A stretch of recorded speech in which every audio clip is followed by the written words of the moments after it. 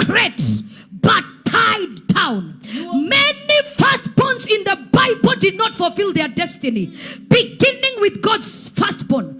Adam was the firstborn of God. He was driven out of God's presence.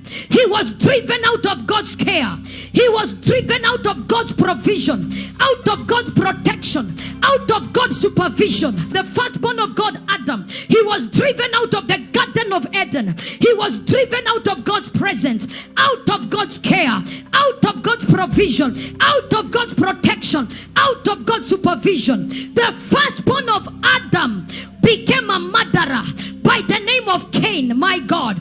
Hey! He left the presence of God after they sacrificed with his brother Abel, and his sacrifice found more favor with God. He was driven out of God's presence. He wandered eastward to the garden. Can you imagine? The firstborn of Adam, Cain, became a murderer.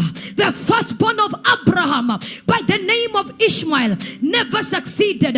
Isaac also had a firstborn by the name of Esau. This was also Abraham's son.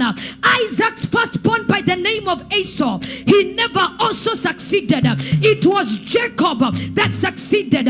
Jacob's firstborn by the name of Reuben also never succeeded. Somebody say it's an error. It is an error. Joseph's firstborn by the name of Manasseh also followed suit and never succeeded, and the pattern continued. Even when it came to Jesse, the father to David, his firstborn was Eliab. He also did not succeed. Only his lastborn by the name of David succeeded. Look at David's firstborn by the name of Ammon. He also did not succeed. Instead, it was his youngest son Solomon that also succeeded.